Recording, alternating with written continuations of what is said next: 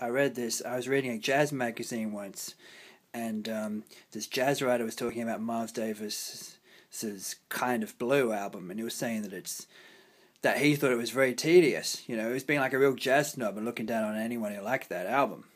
And I was like, how is that tedious? How is Kind of Blue tedious? It's a very complicated album. You know, the melodies are really complicated. You know, you have to be listening to jazz for a while to really get into that music because it's so angular and mathematical and seemingly random and weird, you know. And I thought to myself, what kind of jazz are these jazz snobs, these highly advanced elite jazz snobs listening to? Are they listening to some kind of alien jazz? Jazz that comes from aliens from outer space? And I started to think maybe in the Roswell crash, the scientists who went through the UFO found a CD of a compilation of alien jazz, and they were just,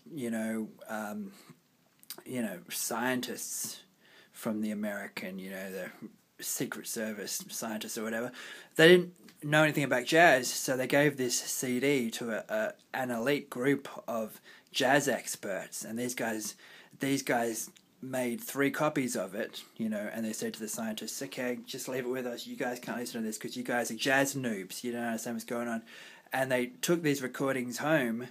There's only like 3 of them, 3 or 4 of them, 3 or 4 of these guys, and they're like the elite jazz snobs who look down on the rest of us as being jazz, dilettantes. And these guys have these recordings and they listen to them, and that's the guy who wrote that article for the jazz magazine because he's listening to this Roswell jazz, this highly advanced jazz from that is the only freaking explanation for saying that Miles Davis's album is tedious and trite and obvious, And I read that in a jazz magazine in a dentist waiting room 5 years ago, and I waited until I got an iPhone so that I could record this and complain about it 5 years later. That's how friggin' cutting edge I am, my friends. That's how satirical and on the pulse I am. If I read something that you wrote in a jazz magazine in a dentist waiting room, I will wait 5 years, and yeah, I will comment on it.